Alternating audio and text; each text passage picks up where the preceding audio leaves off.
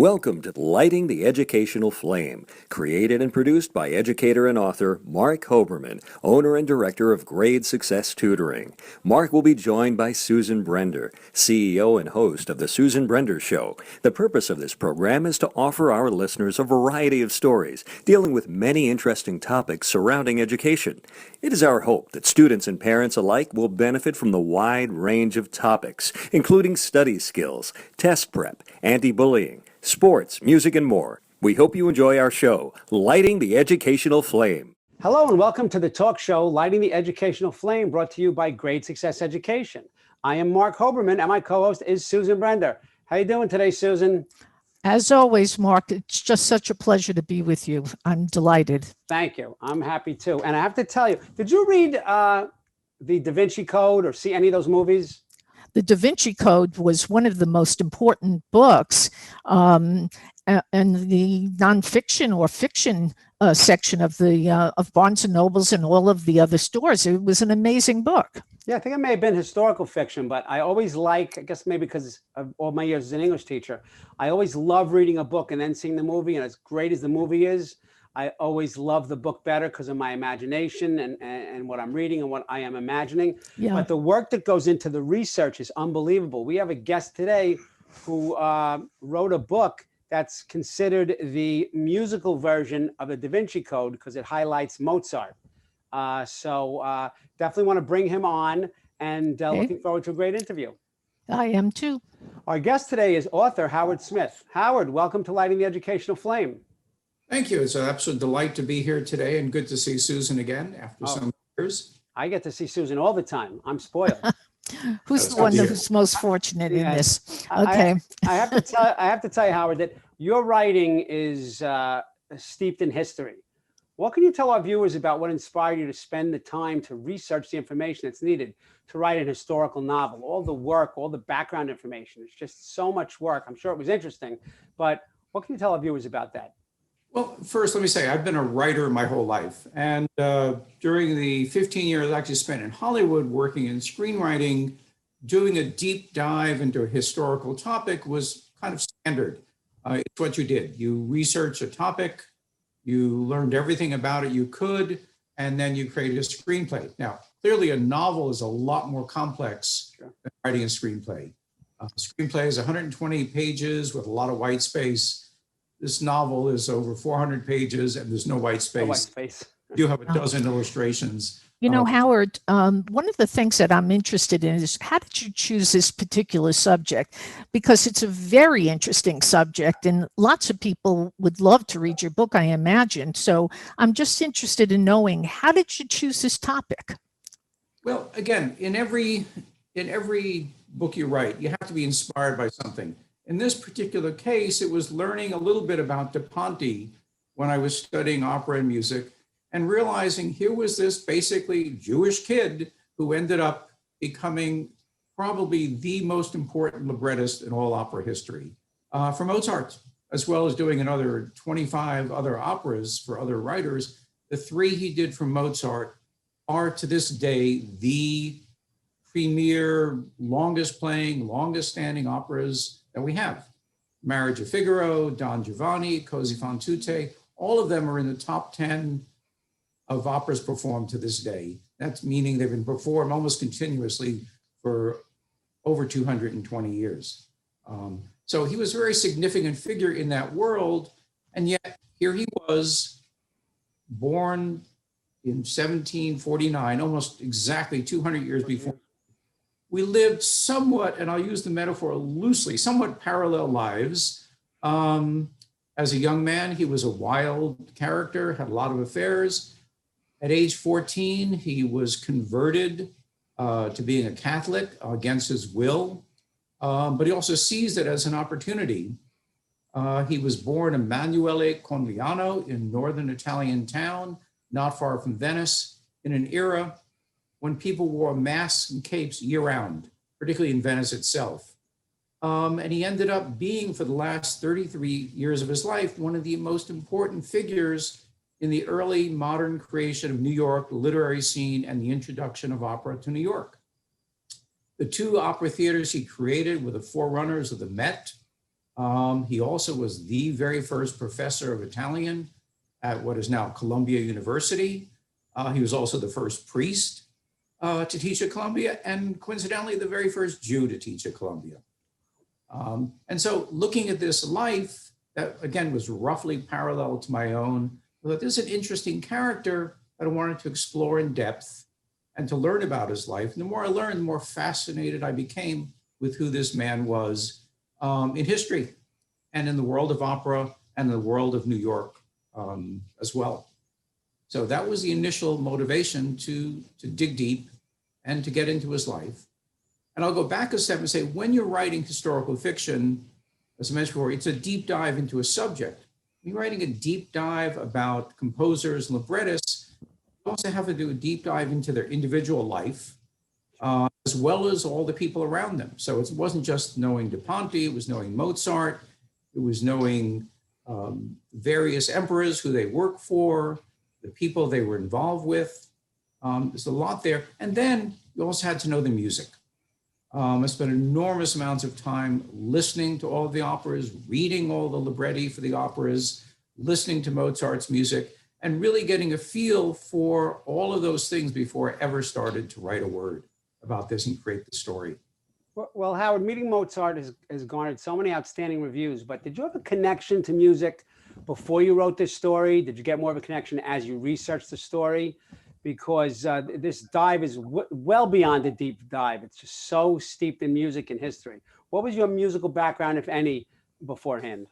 It was actually fairly weak in the beginning. My dad, who passed away at 98, 6 years ago, be 104 now, he grew up immigrant child in New York City, but coming from Eastern European immigrants, he grew up on the Russians. He knew all of those composers. He loved their music.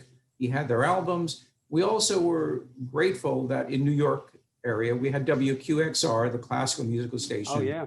Sure. which he would play all the time. And so I grew up by osmosis, never having any training at that age, but by osmosis, listening to all of this and falling in love with my own composers that time. But I should Howard, I'm going to interrupt you. Sure. This book that you're, have put on the market talks a little bit about discrimination. And we're living in a time, to say the least, where there is a question about discrimination under the Bidens, under Trump. What do you think that discrimination was as bad as it was when you were writing the book and telling the story of, all the people, Mozart and Da Ponte? What was the situation then? Well, actually, it was far worse for Da Ponte, and the discrimination was huge. As I started to say before, he was converted at age 14. He took on the name of the bishop who converted him. Hard enough, though, he was a polymath. He was as brilliant as Mozart was, and Mozart, we know, was an absolute genius. Da Ponte was equal. He was his match. They got along well as friends. But when he was converted, he asked the bishop, he said, look, I haven't had much formal training. I've learned what I've learned only through reading books my father had lying around the house. A little note about that in a second. I want an education. Let me go to the seminary.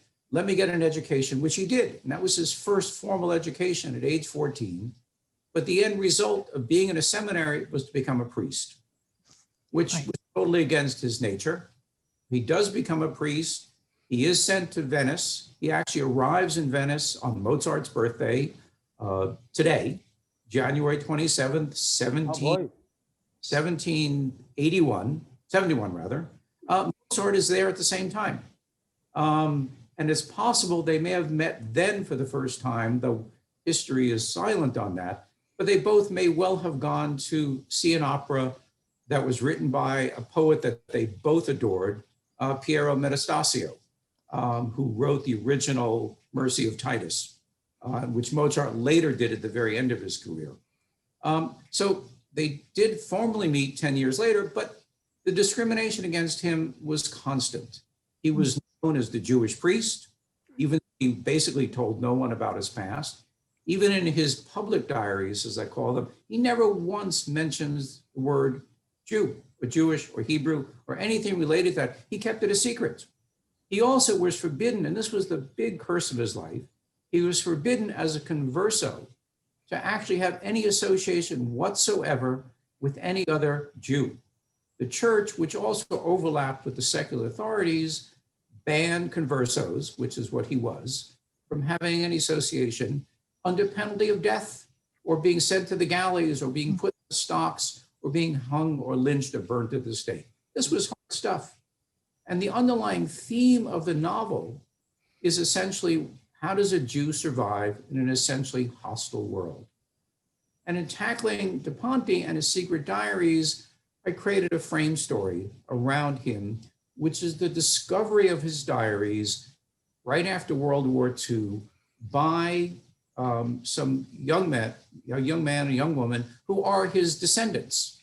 The young man is an Italian-American GI who works in the intelligence unit. At the very end of the war, he's assigned to a base in Aviano, not far from Venice, and also not far from the village where his parents had emigrated from years earlier. And in that village, he discovers and meets yet another very distant relative, Dolcetta, who he eventually marries. And together, they are handed the diaries by an elderly uncle of hers, again, another very distant relative, who had them passed down to him from the Da Ponte family. And they are all related. And the novel tracks not only Da Ponte's struggles as a Jew and as a librettist in Vienna, but also the struggles of Jake and Dolcetta in the modern world. Jake is assigned after the war to track the Nazis who escaped, who were in fact responsible for the murder of his family in Italy. And so the course of the novel, you see the scenario that Jews had to deal with actually going back to historical Vienna in 1421, when there was the entire Jewish community in Vienna was massacred, destroyed, and covered over, an area that was recently rediscovered less than 25 years ago underneath the existing Judenplatz, the Jewish square in Vienna, which in itself has a memorial to the 80,000 Jews who were killed during the Holocaust. So we're dealing with these elements of discrimination that have existed going back 600 years. And it involves both the modern characters and Mozart as well, who had to deal with this. Well, Howard, you mentioned earlier also that you've been a writer for years and years and years. So my question to you is, what advice could you give our younger audience or the children of some of our parents that are watching about the career of writing, of how you can take the written word and turn it into something besides just blogging, not that there's anything wrong with that, and things of that nature, and just copywriting, but the real passion you have for writing? What advice could you give them about that long and hard road? It's you just said it, it's a long and hard road. Being a writer as a career is extraordinarily difficult. I actually did a book about that called Opening Doors to Hollywood, which came out about 20 years ago, essentially as I was leaving Hollywood after 15 years, because at that point, I essentially aged out of the industry. Hollywood itself is a place for young people. And unless you're one of the very fortunate and lucky screenwriters who has a hit show or a couple of hit movies, you don't work past age 40. And I have a lot of good friends to this day who were extremely successful as young writers. And by the time they're in the mid 40s, they cease getting work. Howard. And fiction, is to finish, fiction is as equally difficult to earn a living and a career. But if you're passionate about this and it's something you want to do, you follow your passion and you do it regardless.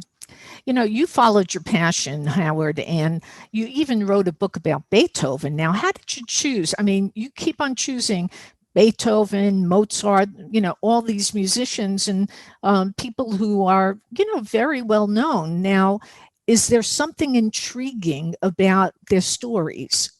When you Absolutely. chose to write it, what really made you say, this is what I want to write?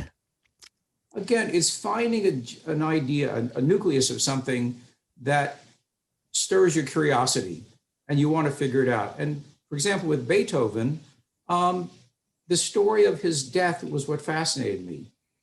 He was 56 years old. He'd been sick for months. He's lying in his deathbed. The last 2 days of his life, he's been in a coma. His friends have left the apartment except for one to go work out a grave site for him and to prepare for his funeral and his burial. And it happens to be a snowy day with a thunderstorm concurrent in Vienna. A bolt of lightning hits his window. He suddenly wakes from his coma. His eyes open. He sits up for the first time in days. He shakes his hand at the heavens and he collapses back and he's dead. Can't make that up. It's just, that's the real story of his death. Yeah, absolutely. But what got me wondering about it is, why was he angry at the moment of his death? And it came back to my own life. When I was a young man, I was in college. I was actually overseas going to school in Singapore for a year. And I was in a motorcycle accident.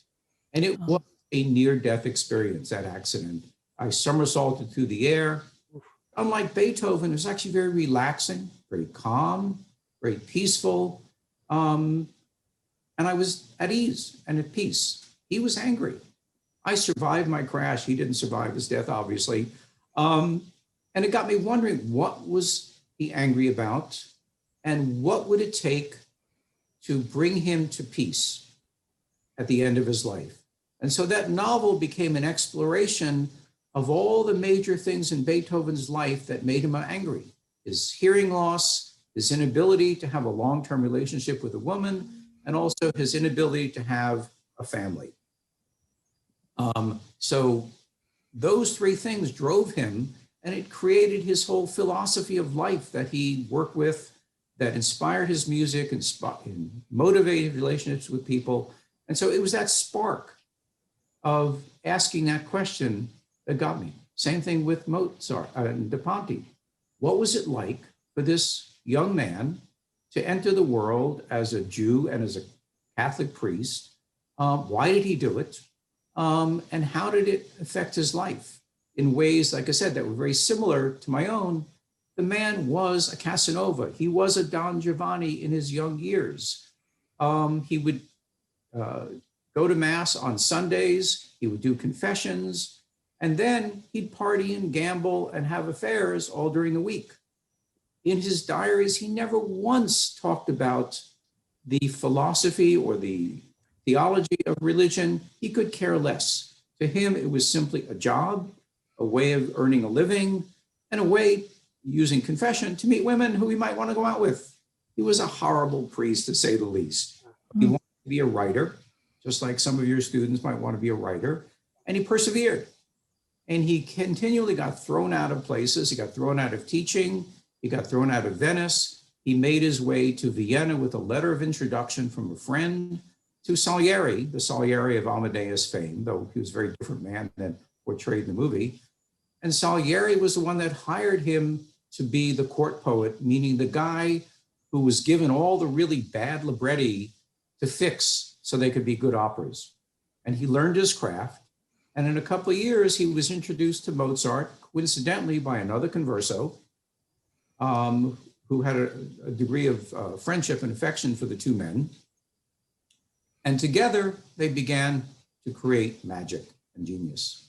But he never got over being discriminated against because of his Judaism and being Hebrew in a very Catholic world. You know, you mentioned earlier also about Da Ponte living in a time where people wear masks year round, and who knew that that would ever parallel our lives now?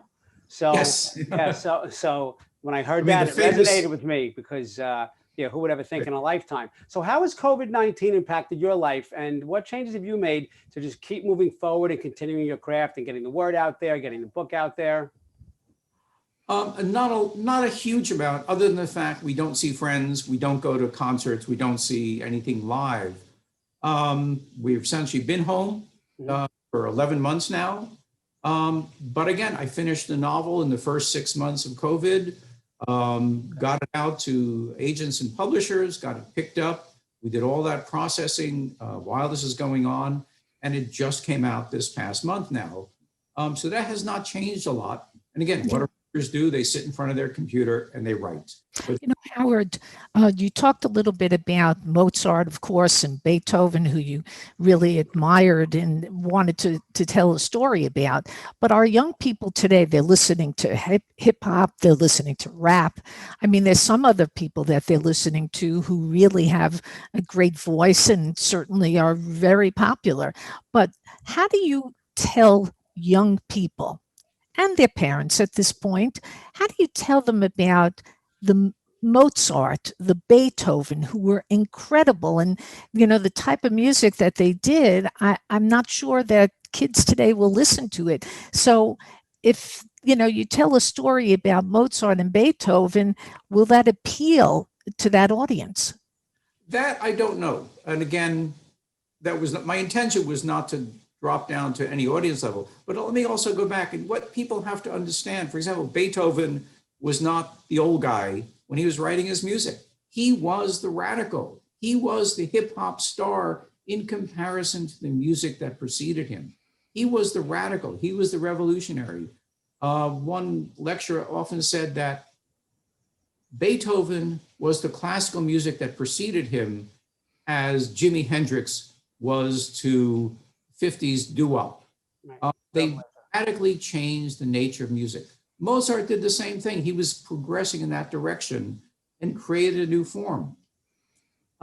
People watching Hamilton, it's a new version of doing a musical. It's a radical version of it, but it's taking current music and putting it into a form.